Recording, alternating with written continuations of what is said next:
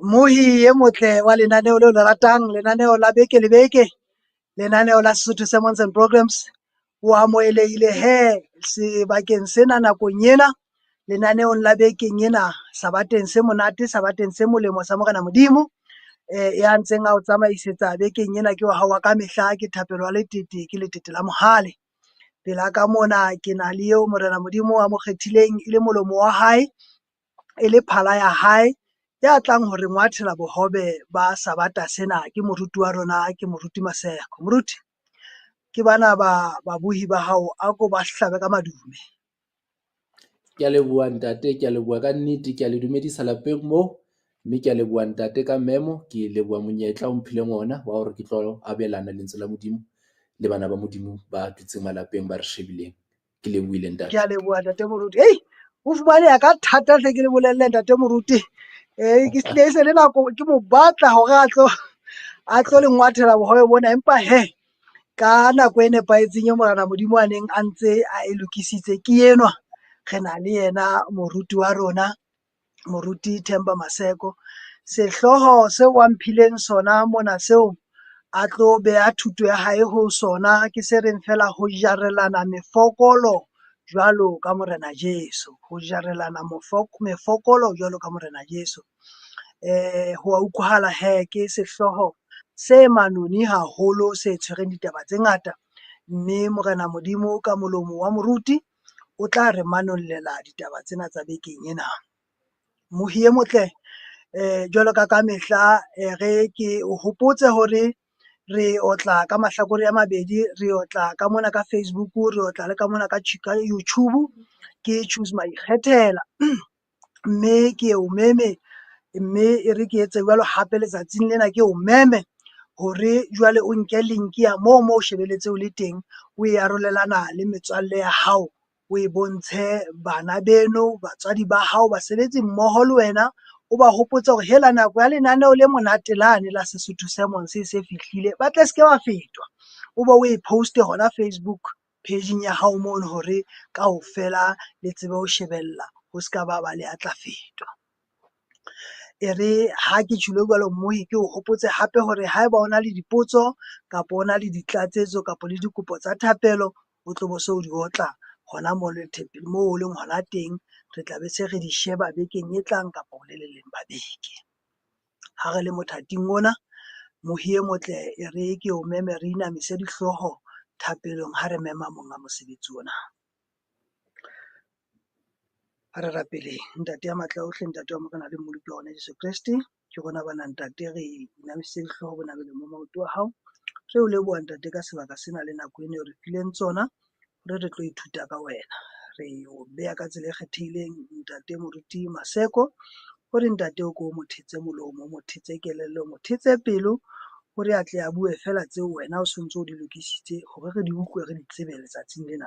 Ka tsela e tshwanang le rona o tlo re thetse dipelo tsena le dikelello tsena Jehova, hore di fetohe mobu o wa selokwe o loketseng peo ye wena o tlong ho e jala ho rona tsatsing lena, hore tsohle tse tla tswa molomong wa ntate moruti di tle ke di re tswele molemo bophelong ba rona. Tsena re di kopa, re tshepile lebitso le matla la Morena le Moloko wa rona Jesu Kriste. Amen.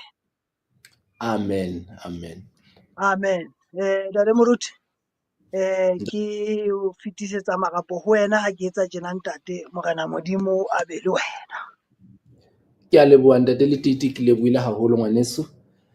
Ke a le dumedisa hape lapeng moo, mme ke rata ho nka monyetla ona hape nke ke lebohe bo ntate mona ka mosebetsi o motle wa ministry ona wa social media ministry.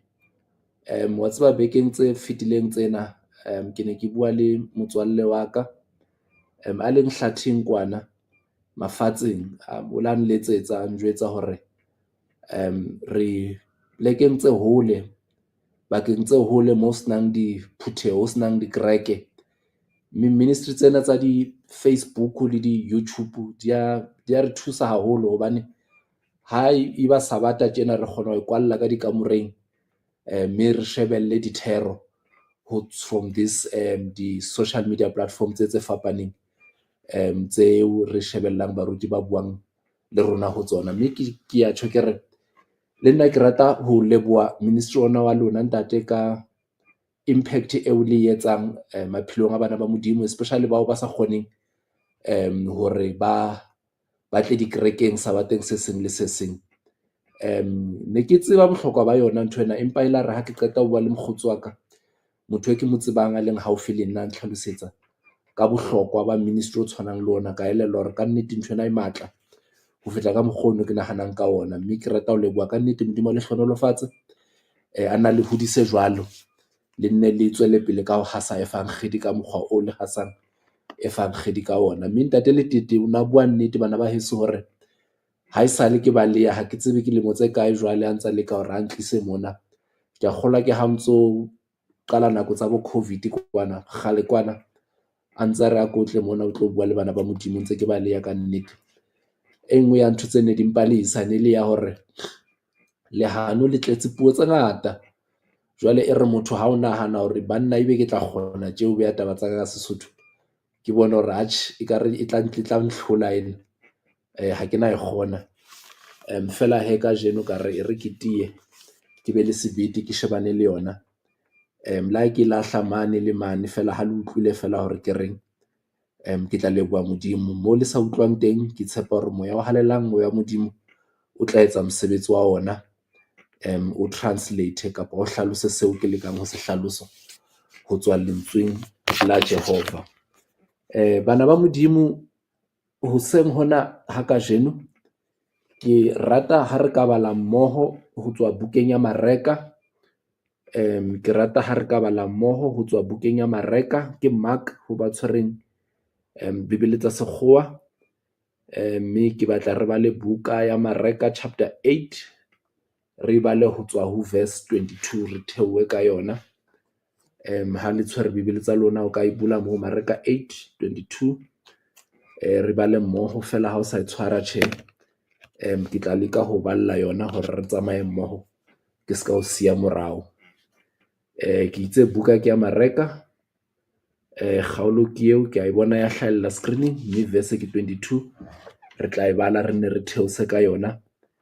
Ke nahana ntate Letete re tla e kwala mane tlasenyana bane ho kgaolo ya 25 ho verse 25, mme yona e bale ha ke tla leka ho e bala ka Sesotho bana ba Morena, mme le wena o tla e palla Bibeleng ya hao e ke tshepang hore o comfortable ka yona, le leleme le o kgonang ho le bala. Mme Bibeleng ya mohlomong e re ke qale ka Sekgowa ke be ke tla Bibeleng ya Sesotho, re tshware mahlakoreng a mabedi. Ka Sekgoweng e re, and they came to Bethsaida, and they brought a blind man to Jesus and implored him to touch him. Verse 23, taking the blind man by the hand, he brought him out of the village, and after spitting on his eyes and laying his hands on him, he asked him, do you see anything? Verse 24, and he looked up and said, I see men, for I see them like trees walking around. Verse 25, then again he laid his hands on his eyes, and he looked intently and was restored and began to see everything clearly. Re ke leke ho e sheba ka mona ka Sesotho, ke bale ka Sesotho, ha re baleng mo e re jwale ba bang ba mo tlisetsa sefofu, ba mo rapela hore a se ame. 23, a tshwara sefofu ka letsoho, a se isa ka ntle ho motse, a tshwella mathe mahlong a sona, a se beya matsoho hodimo, a se botsa hore na se bonang. Verse 24, hobane se tadime sa re, ke bona batho, hobane ke ba bona ba tsamaya eka difate. Verse 25, a ba a buela a beya matsoho a hae mahlong a sona, jwale sa bona ruri, se fodile, sa bona dintho tsohle hantle. Bana ba Modimo, ha o sheba taba tsa Bibele, re ke re qale bola hore re tsamaye mmoho, mme ke kopa hore le mmamele hore re tsamayeng mmoho ke ska le siya morao. Ha o sheba taba tsa monna enwa wa sefofu, Bibele e re o latliswa ho Jesu. Now very important, ha e re o latla ho Jesu, e re o latliswa ho Jesu. Hona le batho ba mo tlisitseng ho morena Jesu. And ha o bala taba tsa bofofu ka mehleng eo morena Jesu a na phela ka yona, fatseng leo la ma-Arab, batho ba ne ba dula plekeng tse senang metsi, tseo ka sekgowa ka jeno lena re di bitsang di-desert, tse tholalang mostly in the Palestine countries.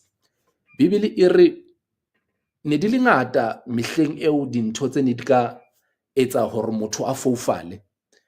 Ho bolellwa hore ka baka la dust ya sebaka seo ne ba dula ho sona, wa bona batho ba phelang dibakeng tseo ba tla o bolella hore ho na le di-storm tsa dust, ntho e re sokang re bona rona, mo dust e tlang teng ka bohale. Ba re ntho tse jwalo e ne le ntho tse ne di ka costang hore motho a qetelle a sa bone mahlong. Ho nona le ka sekgowa ba di bitsa di-ants, ha ke tsebe hore ka Sesotho re bitse ditshintshi kapa re di bitse eng. Ba re le tsona ho nona le tse itseng tse ne batho ba ne ba phela mehleng eo ne ba kgolwa hore di ka etsa hore motho a foufale. Ka mantswe a mang, ha ne di ka dula mahlong a hao, tsa o loma kapa tsa o etsa hampe, batho ba mehleng eo ne ba kgolwa hore ntho tseo ne di ka mo etsa motho hore a qetelle a foufetse a sa bone mahlong. Ho na le ba reng hape motho o na ka foufala ka baka la ho hlaha kotsi, accident ka sekgoweng, hore o lemale, o we kapa ho etsahale ho hong bophelong ba hao, o qetelle o so sa bone. Mme ho ba teng batho ba ne ba hlaha ba sa bone. In fact, e nngwe ya di tori Bibeleng moo Bibele e hlakisang hantle hore ho na le motho a ileng a hlaha a tswa mpeng ya mme wa hae a sa bone, ke bukeng ya Johane chapter 9. Wa hopola hore ha o bala karolo eo, Bibele e re Jesu ha tsamaya le barutwa ba hae, ba bona monna tswetsweng a sa bone. It's specific, e bua exactly hore o la tswalwa a le jwalo, mme e la re ha barutwa ba hae ba bona monna ena a tswetsweng a sa bone, ba ya ho morena Jesu ba mmotsa hore jwale Jehova, ke mang a entseng sebe ha e le monna enwa le batswadi ba hae? And ba botsa seo hobane ba kgolwa bona mehleng eo, ba ne ba na le belief ya hore ha motho a tswalwa a sa bone kapa ha motho a hlahelwa ke ntho e mpe, ne ba na le belief e reng o hlahelwa ke se sebe hobane Modimo a mo otla. Jwale ne ba na le belief ya hore le ha motho a foufala, ho na le sa se entseng Modimo o mo otla ka bofofu. Jwale la re ha ba kopana le monnenwa a tswetsweng e le sefofu, jwale ba ya ho Jesu ba re jwale ha ile enwa yena taba tsa hae di eme jwang, hobane jwale o tla o tlolang motho a le mpeng ya mmae, e ka ba ona o tlelwa dibe tsa batswadi ba hae kapa o etsahalang mona. Mme Jesu a ba araba a re ha ona motho a o tlohang mona, empa sena se etsahetse hore matla a mora Modimo a bonahale ka monna enwa. So that's one incident Bibeleng mo Bibeleng e hlakisang teng clearly hore ho na le batho bao ba ne ba tswalwa ba sa bone mahlong. Jwale ha o bala ka taba ya bofofu Bibeleng, di ngata ditori tsena tse buang ka difofu, di mmalwanyana ho tswa bukeng tse fapaneng, especially testamenteng ena e ntjha, ha o tloha bukeng ya Mareka o ya bukeng ya Johane. Jwale monna enwa ha ke bala taba tsa hae, ke elellwa something very interesting qetellong mane, hore Bibele e re e la re ha morena Jesu a mo ama, ha re babala timana ena mmoho, ha ne ntse re bala Mareka chapter 8, ha re bala mo utlwile mane hore e re Bibele la re ha mothitsa, e re Bibele monnenwa a butswa hore o bona eng, a re ke bona batho empa ke bona e ka difate. Jwale taba tsa monna ena di a makatsa, hobane ha a re ke bona batho ba tshwanang le difate, e nketsa ke ipotse hore e ka ba monna enwa o nakile a bona ntho e bitswang sefate pele na, hobane motho a tswetsweng a sa bone mahlong o na kekebe a tseba hore sefate ke ntho e jwang. Ka nnete e nahane taba ena haeba ke tswetswe ha ke soka ke bona sefate bophelong ba ka ha e sale ke foufetse la ho no ka thu ke se tshwere ka letsoho empa ha ne se soka ke se bona ka mahlo ne nke ke be ka tseba hore ha o bua ka sefate ho bua ka ntho e jwang. Jwale mantswe ana a buang ke monna enwa a re fa impression nyana mona e reng e ka nna ba monna enwa o fall in one of these categories tsa batho ba foufetseng ka tlasa maemo a itseng. Ka mantswe a mang ho ka nna wa etsahala hore ha se monna la tswalwa a sa bone phese hobane ke eo o na ke la bona sefate phelong ba hae hobane jwale ha butswa ka nnete hore nna ha ke sheba ke bona batho bana ba tshwana le sefate hothong o na tseba hore sefate ke ntho e jwang. Jwale bibele e re he batho bana ba nka monna enwa ba motlisa ho morena Jesu. Ha ba fitla ho morena Jesu bana le kopo e le nngwe fela ba re ho Jesu morena ka hobane re a tseba hore o na le bona bokgoni re kopa o ame monna enwa mme o mo fodise. And note that word hape hore kopo ya bona e re mo ame, ha ba re fela re kopa o mo bule mahlo a bone, ha ba qala moo ba qadile ka hore re kopa o mo ame, touch him ka sekgowa e tjho jwalo. Fela pointi ya pele e ke ratang ho batho bana ba tlisitseng monna enwa ho Jehova ke hore ilare ha ba phela le monna foufetseng, monna a sa kgoneng ho iketsetsa, monna who had ka sekgowa ba re a hindrance, something se ne se mo etsa se mo sitisa hore a operate normally like batho ba bang. Ilare ha ba bona that limitation, ke lona lentswe le ne ke le batla leo, ilare ha ba bona limitation bophelong ba monna enwa, bibele e re ba monka ba mo isa ho morena Jesu moo a tlo tholang teng thuso. Bana ba morena, maybe ntho ya pele e ke batlang re qale ka yona ha re qala taba tsena tsa monna enwa wa sefofu ke hore e kamahanye le batho be tla reng ha ba bona o hloka ba o ise moo o tlo tholang thuso teng. O skebe wa ikamahanya, o skekebe ha o le motho wa ikamahanya le batho ba khotsofatswang ke maemo o leng ho ona.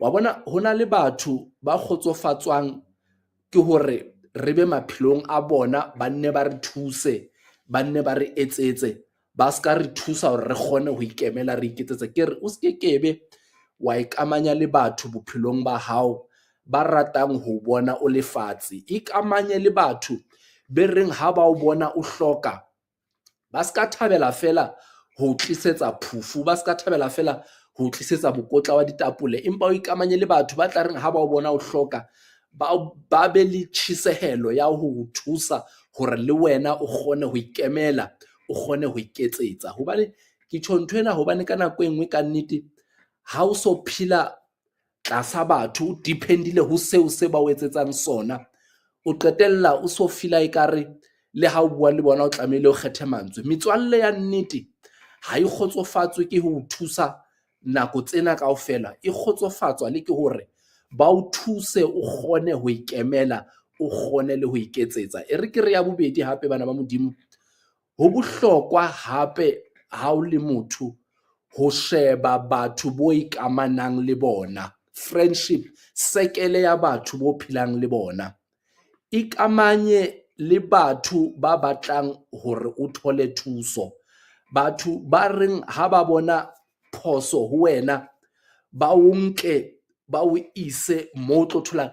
Kgetha metswalle o ikhipang bophelong ba hao ka bonono, o ska khipa mang kapo mang bophelong ba hao. Wa bona ho hola ho nrutile something se bohlokwa hore ka nako e nngwe maphelong a rona re surrounda, re beha batho haufinyane le rona bao re ba bitsang metswalle empa e se metswalle ya rona. So I'm saying kgetha metswalle ya hao, o kgethe batho be tla reng ha o hlokile ba re ka nnete ha re thabele ho bona ngwana bo rona a leng maemo ana, ha re mo nkeng re mo iseng moo a tlo tholang to choose your friends wisely ka sekgowa. Mme monna enwa e re Bibele o na ikamantse, o na phela le batho ba o ne ba mo rata. You see, if monna enwa o na sena metswalle ya nnete, ne ba tla thabela ho mmona e le sefofu, ba ne ba mo etsetse a nna se ka kgona ho iketsetsa, empa ha ba thabela ho mmona a le maemong a ne a le ho ona.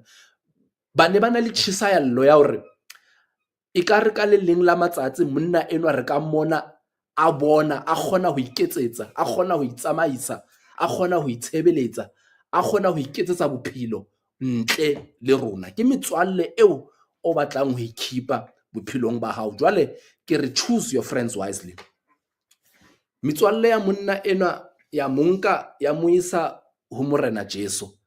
Ha ba fitla ba re ho Jesu, Morena ama monna enwa mme o mo fodise. Now watch, ba bolella Jesu hore a phidise monna enwa jwang. Point e ne le hore re batla monna enwa a phile. Fela bona they take it further.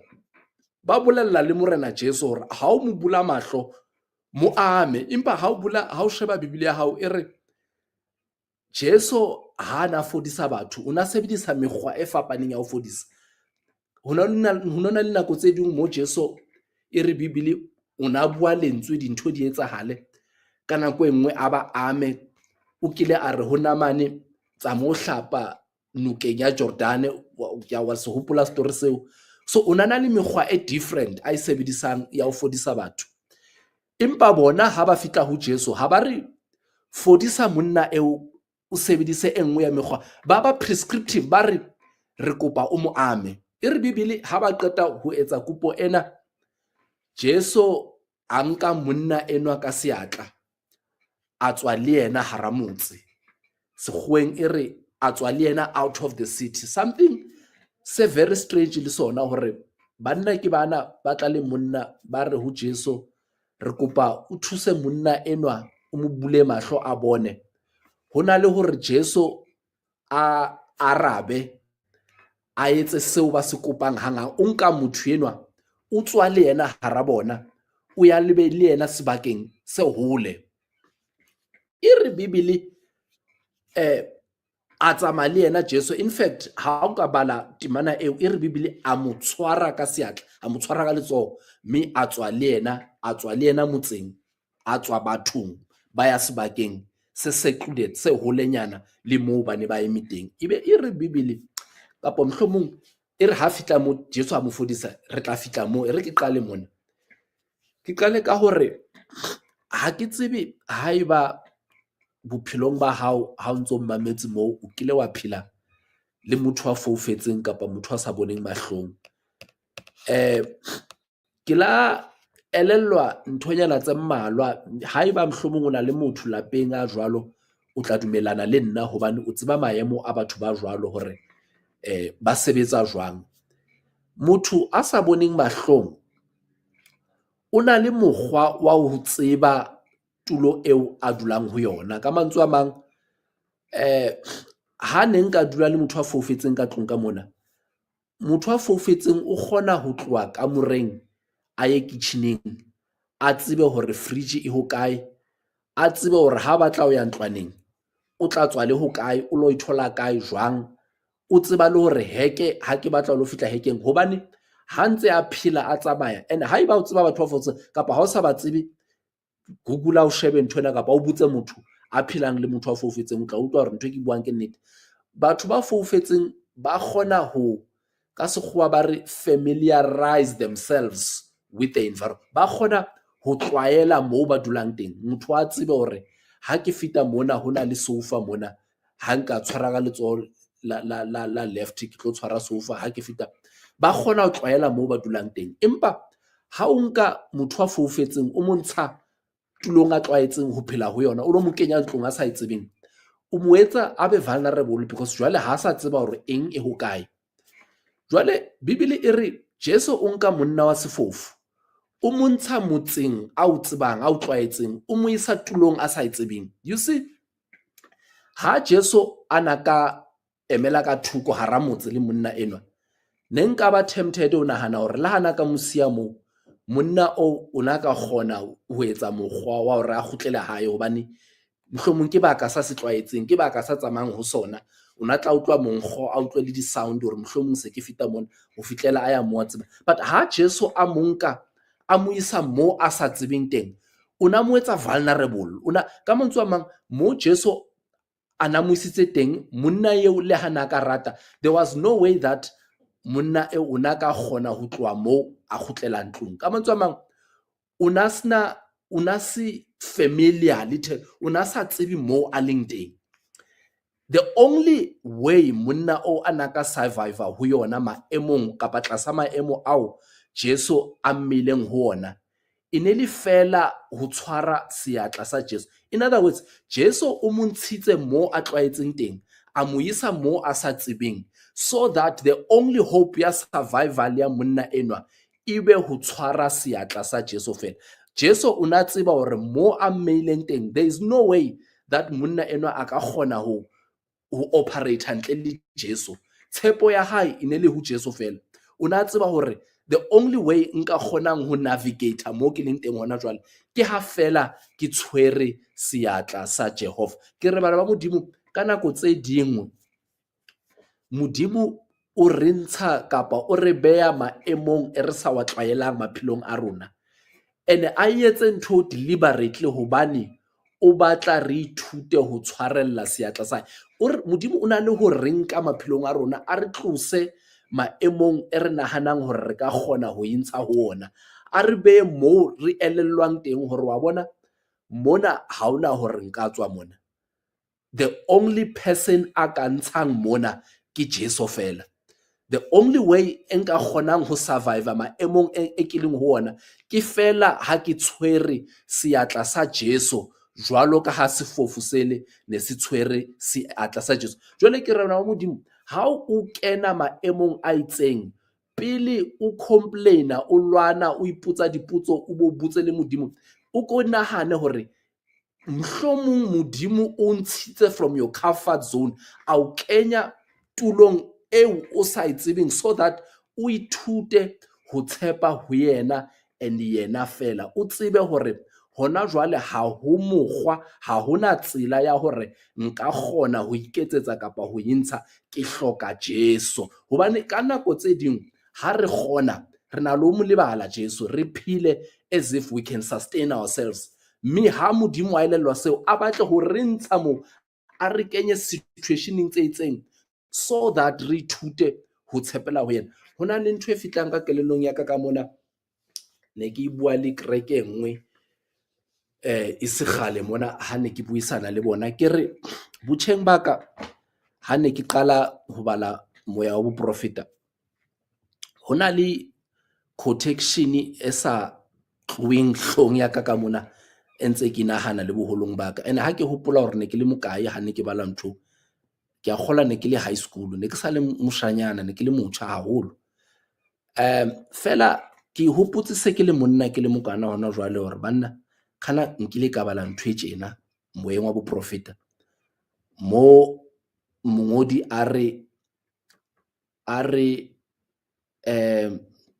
ha Modimo ana ka bula mahlo a rona, a re bontsha di-plan tseo Satane a nang le tsona for maphelo a rona, a re ba bangata ba rona re ka tshaba le ho tswa ka monyako, ra ikwalla ka tlung, re tshaba seo Satane a re beetseng sona ka ntle ka mane.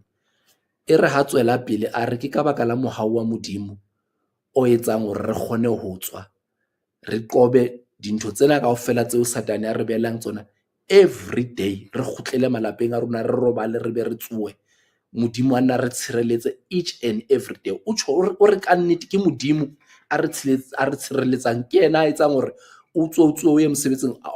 Wa bona, if it were up to Satane, ne tla re ha o tsoha o kena kolong ya hao o re ya mosebetsing, a etse bonnete ba hore ha o kgutle. Di ngata ntho tsena monna enwa a re planelang tsona each and every day, empa Modimo ka mohau wa hae a re tshireletse, re ye re kgutle a baballe maphelo a rona, and to this day ntse re phela. Ke ka baka la mohau, o re ke ka baka la mohau wa Modimo.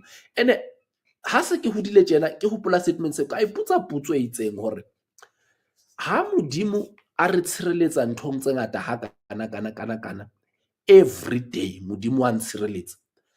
Jwale ha se ke hlaelwa ke mathata ke ha o so entse jwang jwale, hobane hona le ntho tse o hlaelang bophelong, o dule fatshe o iputse hore modimo jwale ka nnete ho so senyele kae, ke o rata ko rapela ha o so dumella ntho e kang ke ha o so etsahetseng ka nnete. Ke iputse hore fela the very same God o re each and every day Satane o na le di-plan for maphelo a rona, empa yena wa re tshireletsa. Ha re tshireletsa jwalo, hobaneng a sa tshireletsa ena hore se ka etsahala? Ke putso ena e ka butswang ke motho a qetang phethwa ka koloi ya robetse sepetlele, ba mmonela hore leoto la hao le tlo kgaolwa kapa ho tlo etsahalang bophelo bao, kapa motho a qetelang ho hlokallwa ke motho a mo ratang, a iputsa hore jwale Jehova ka nnete ha o tshireletse maphelo a rona dilemo tse ngata ke ha o so entse jwang, ha o so etsahetse se etsahetse. Nthwena ya nketsa ka elellwa hore ha se modimo per se a etsang hore re hlaelwe ke ntho tse mpe. O nkutlwe hantle, tjhe ha se yena ka nnete, ke mesebetsi ya Satane eo, empa ke modimo a dumellang Satane hore a re etse tse ding tsa ntho tse re hlaellang maphelong a rona. Hona le dintho tseo modimo a ka di stopang, a ka di thibang hore di etsahale maphelong a rona, empa a di tlohele hore di etsahale. O di tlohela hobane a na le morero. Wa bona se ke ithutile something jwale bophelong ba ka, whatever se nhlaelang ha ke sa botsa diputso, ha ke sa lwana le modimo. Se ke ipolella hore ha modimo a ntshireletsa nthong tse ngata hakana, ha tlohelletse hona le sa batlang ho se etsa ka bophelo ba ka. Wa bona jwale ha ke hlaelwa ke ntho tse thata, ha ke sa botsa modimo. Thapelo e ke rapelang ke ithapela nna hore modimo mpule mahlo, o mpontshe hore o batla ke ithute eng tlasa maemo o dumetseng hore ke kene hara ona. Hobane ha modimo a na sa batle hore ke hlaelwe ke seo, nka be se sa etsahala. Whatever se etsahalang bophelong a ka, whether se etswa ke Satane kapa ke mang, se etsahala hobane modimo o dumetse hore se etsahale. And ha modimo a dumetse hore se etsahale, hona le lesson eo modimo a batlang ho nruta yona. It could be that modimo o leka wa bona hore ke tswa tseleng jwale, a ba elellwa hore ke o rute ho tshepella ho nna le ho tshwarella letsong la ka, ke tlo o ntsha from your comfort zone, ke o kenye maemong ana. Maemo ana ke ona a tla etsang hore o atamele. Hona le pina re binang kerekeng ya rona mona e reng, it is those trials that brings us close to Jesus. Ka nako e nngwe tiko tsena ke tsona tse re etsang re elellwa hore re hloka Jesu, ene Jesu fela. Ka bo rona ha rena kgona ho iketsetsa, ka bo rona ha rena kgona ho entsha. And Jesu o entse same thing to this blind man. O mo nka out of the village, o mo isa hole kwana, o mo kenya maemong mo a tloelellwang teng hore survival ya ka mona ke o tshwara letsoho la Jesu. Ke re ngwana morena, ithute ho tshwara letsoho la Jesu. O se keke wa nka tshepo ya hao wa e beha ho wena, nka tshepo ya hao o e behe ho Jesu. Ebe re Bibele ha qeta ho fitla le ena mo o addressa kopo yane ya banna bana. Remember ke itse banna bale ha ba fitla ho Jesu ba itse re kopa o ame monna enwa hore mahlo a hae a bulehe. Bibele e re Jesu ha araba kopo kapa ha fana ka kopo ya bona, ha qale ka ho mo ama. E re Bibele a mo tshwela mahlong, e re he spit on his eyes ka sekgowa. Ka mantswe a mang a sebedisa mokgwa wa a sebedisa mathe ho mo tshwela mahlong hore a mo bule mahlo. And ha ke kgole ho no sta so far ha ke bala temana ena, hona le mo Bibele buang ka a tshwela fatshe, a kopanya mobu le mathe a hae a etsa, empa e le method ka sekgowa re re o very rare, o no sa tlwaelehang wa hore Jesu a mo tshwele ka mahlong, a mo bule mahlo. Ka mantswe a mang ha arabe thapelo ho ya ka kopo ya banna bale ya hore mo ame. Yena o nka qeto ya hore ha ke tlo mo fodisa ho ya ka mokgwa o lona le batlang ke mo fodise ka teng. Ke na le mekgwa e mengata ya ho fodisa monna enwa bofofung ba hae. Ke tla mo tshwela ka mathe, mme ke mo ame ka seatla, mahlo a hae a be a buleha. Ithute hape ha o le ngwana wa Modimo hore Modimo a kekebe a araba dithapelo tsa hao ho ya ka mokgwa o wena o batlang ha o arabe ka teng. O na le tsela tse ngata tseo Modimo a re arabang ka tsona. Ba bangata ba rona re rapella dintho, re emetse hore Jesu a di etse ka mokgwa o rona re batlang a di etse ka ona. Hathe Jesu o na le plan e totally different. o batla ho phetha seo re se batlang ka tsela ya hae. Ke re ha ke bua le batho ke re ka nako e nngwe hona le batho ke a tseba re phela nakong mo mesebetsi leng siko, hona le batho ba rapelang ba be ba le dikeledi ba re Modimo o re fa neng mosebetsi. E ka nna ba Modimo ha o fe mosebetsi sa manne ka bomo, ha batle ho fa mosebetsi hobane o batla ho bontsha hore ha se mosebetsi o hlokang, ke Jesu o mo hlokang, ho hloka ho itshepella ho yena.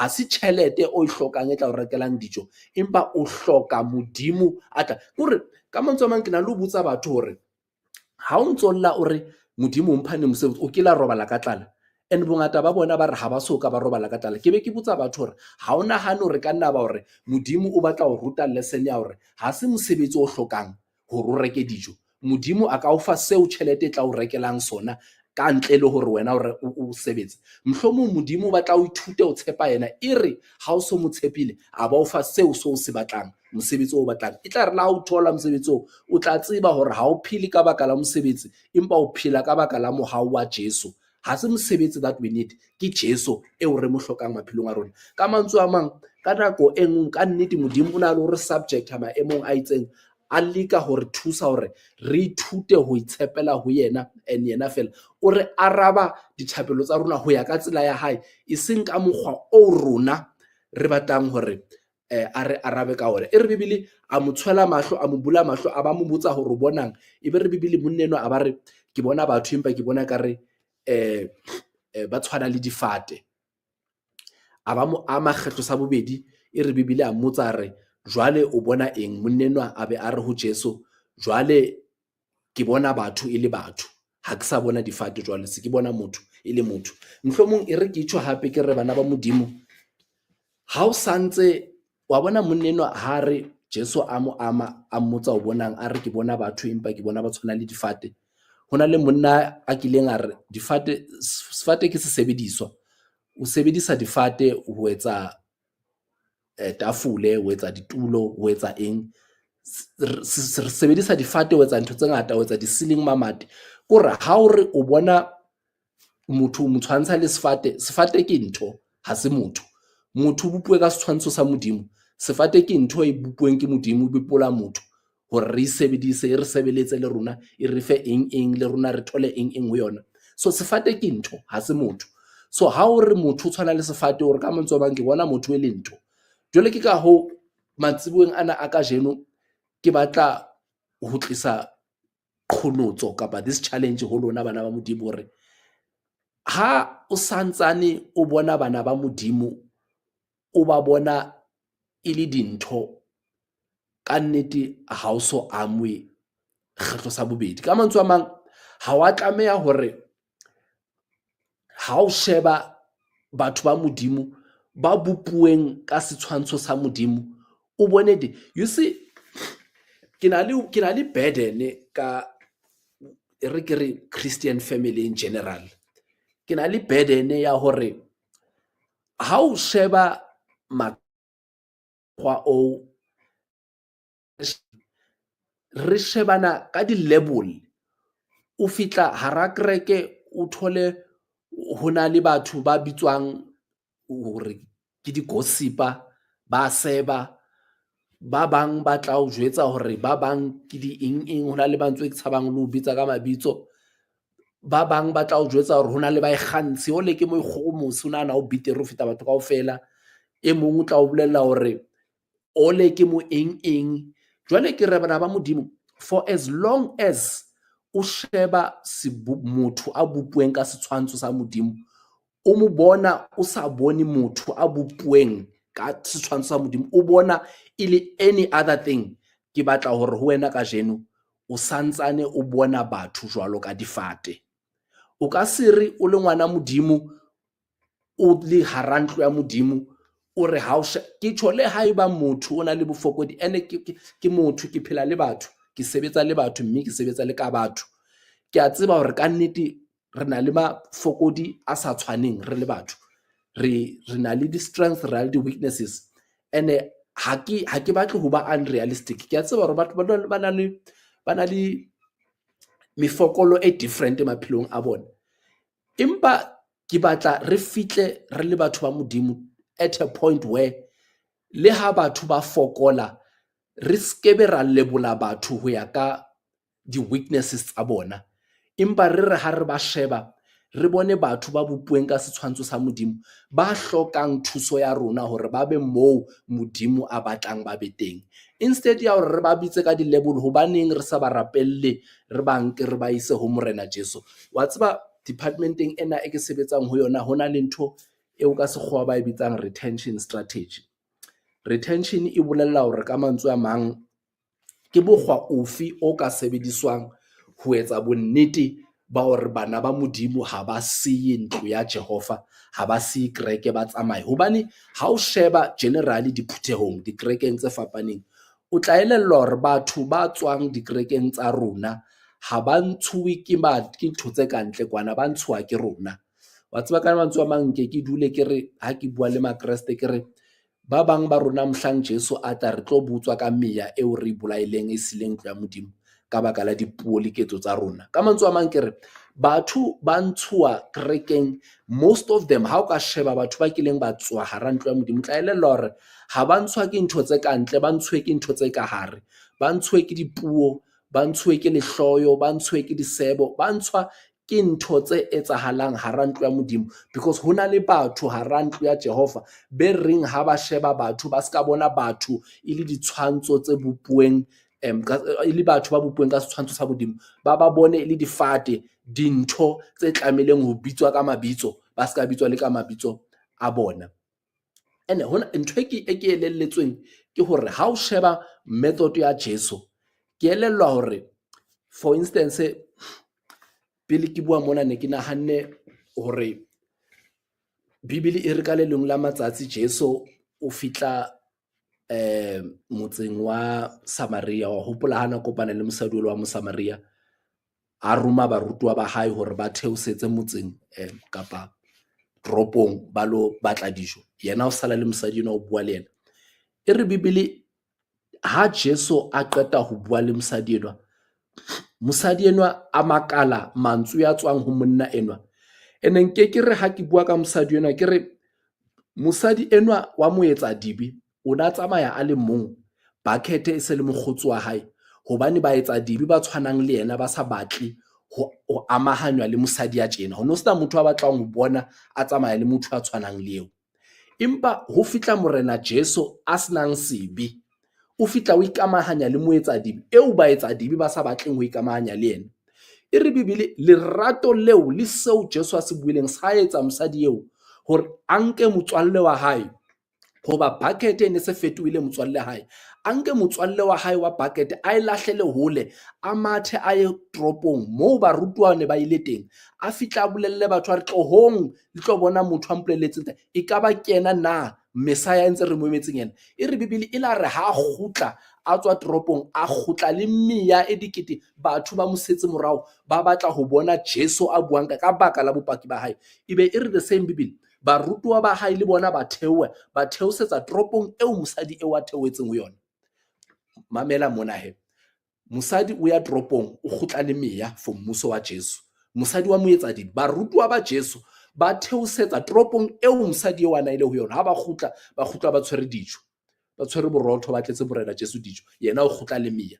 Hobaneng? Ka baka la lerato leo Jesu a mo fileng lona, o la bona boholo ba Modimo.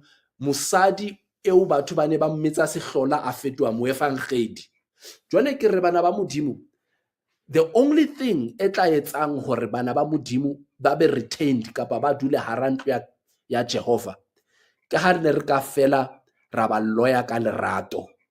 Re hloka ho ratana ha re le bana ba Modimo, ha re rataneng, ha re utlwisiseng hore batho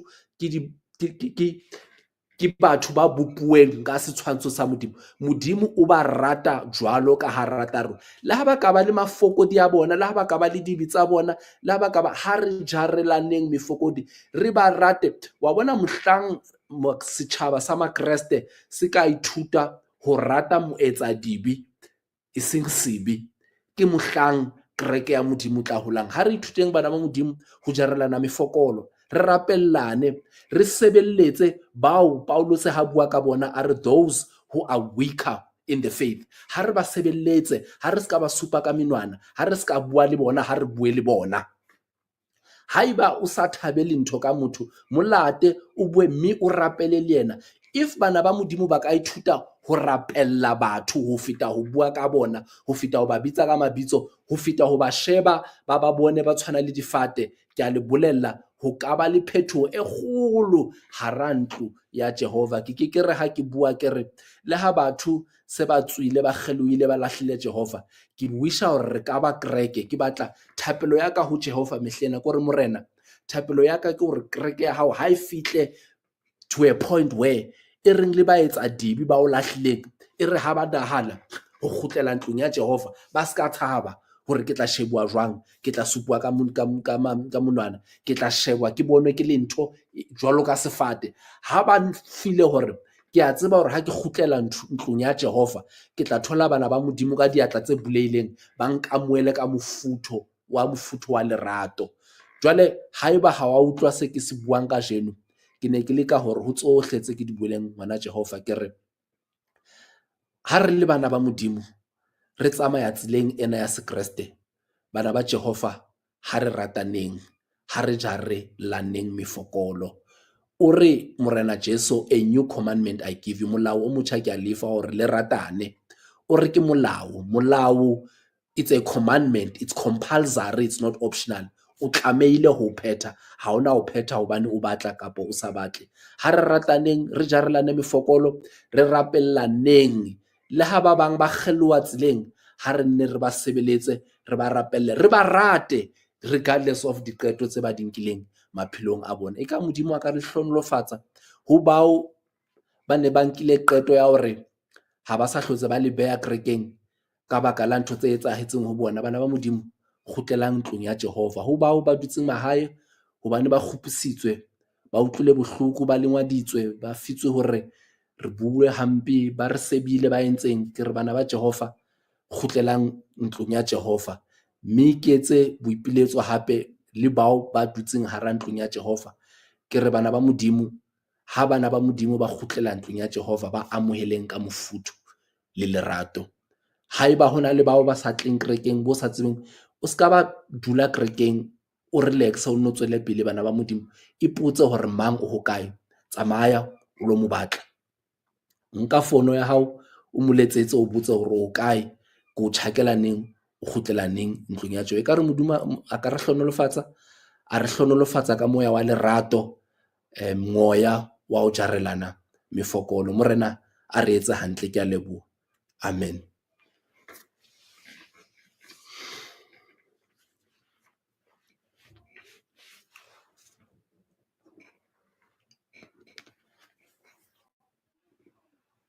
Amen. Amen.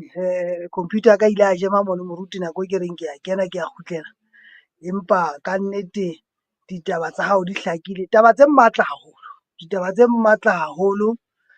Hei ya ka nnete he morena Modimo, re a mo leboha ka mosebetsi ona o entseng ka wena moruti wa ka tsatsing lena. Ke utlwile ditaba tsena di nqholotsa haholo, di le matla haholo, mme re a leboha moruti wa rona ka nako ena e phileng yona hore o tlo go fa ditaba tse matla tsena. Ha ke utlwe di ebe di le matla jwang, ebe jwale ha re o mema moruti jwale ebe re sitwa ho fumana jwale hore tima taba tse monate tsena. Empa re leboha morena Modimo, bona le Sesotho sena se paqame kaofela ha sona, ha hona le moo se o sokodisitseng hona teng, mme re boka Jehova ke hona. Tate, Ka nnete gore re ka nako ena ke o meme moruti wa ka, o ko re fe thapelo e kwalang. ha re rapelleng mmoho. Morena le Modimo wa rona, re a o leboha ntate, re lebohela ho ba ntate le Modimo ya tshwanang le wena. Modimo ntate a sa re felleng pelo, Modimo who is always patient with us. Ntate re lebohela lentswe la hao, mme ntate re rapela hore o nko re rute ho ratana. Nolofatsa dipelo tsa rona, o re fe moya wa ho tshwarela, o re fe moya wa lerato, o re fe moya ntate wa ho sebeletsa bao re bonang ekare ba fokola, re skebe ra ba bua, re skebe ra ba lematsa, empa re ba sebeletse, re ba kgutlisetse ntlong ya hao. Ntate, re rapella bana ba hao tulong tse fapaneng, ba dutseng malapeng a bona, ba shebile therong ena hoseng hona ha kajeno, o tseba tsietsi tsa maphelo a bona, o tseba seo ntate ba shebaneng le sona. Ho na le ba kgopisitsweng, ha ba kgopiswa ntate ke ntho tsa lefatshe, ba kgopisitswe hara ntlo ya hao. Re a ba rapella ntate hore seo se ba hlahetseng maphelong a bona se skebe ntate sa ba etsa ba nka qeto ya ho siya wena ka baka la rona batho, le rona ba o hlokang. Rapella ntate bao ba dutseng mahae, ba shebileng nthwena YouTube-ong, Facebook-ong, ba senang tjhesehello ya ho ya ntlong ya hao. Re kopa hore ntate moya wa hao o sebetse pelong tsa bona, moya wa hao ntate o sokodisane le di-conscience tsa bona ho fihlela ba nka qeto morena ya ho kgutlela ntlong ya hao, hobane ntate ntlo eo ke ya hao, ha se ya rona batho. Mme ka tsela e kgethileng ntate, ke rapela le ministry ona, ke rapella ketello pele ntate, ke rapella bana ba hao ba fileng vision ya hore ba tle le initiative e tshwanang le ena ya ho tla ka ditshebeletso tsa puo eo bana ba hao ba utlwisisang betere. Ba hlonolofatse ntate, ba sacrifice di-resources tsa bona ho etsa hore mosebetsi ona o tsamaye. Mme ntate, I pray hore ho se ba se ntshang to make sure this thing happen, multiply it, Father. Ha o ba hlonolofatsa, o ska hlonolofatsa bona, empa ntate hlonolofatsa malapa a bona. May their children be blessed because of the sacrifices of their parents. E ba le rona hola jwale ntate, mme qetellong ya tsohle thapelo ya rona ke hore morena, ha re ska ba bao ba utlwang lentswe la hao, empa re be bao ntate ba etsang thato ya hao. Ena ke thapelo ya rona ka boikokobetso bitsong le matla la Jesu Kriste. Amen. Amen. Amen. Amen. Ka nnete re a leboha moruti wa rona mohi e motle, ha re le mona e re ke o lebohe ka nako e o iphileng yona hore o tlo ba le rona letsatsing lena le ho dula o re tshehetsa beke le beke. Ke lebohe le wena moruti wa rona ka nnete ka sebaka se o iphileng sona le nako e o iphileng yona hore o tlo ba le rona, o tlo re ngwathela pholo bona. Ke a leboha ntate. Ke a leboha moruti, ke lebohe le ba ntseng ba sebetsa le nna mosebetsing ona wa Sesotho Sermons and Programs. Ke ba emeng ka moraka ka mona, ke ntate Seiso Mokuditi, ke ntate Moribe Lethapa le kgaitsedi ya rona mme Mmamojela Selebalo, ya reng ho wena ho fihlela nako e tlang ha re teana ka tsela e tshwanang, ka nako e tshwanang, ke wa hao wa ka mehla, ke Thapelo a Letete, ke letete la mohale, ke mohale wa mokgatjhane wa pete, ho fihlela nako e tlang ha re teana, haebe kgotso. Amen.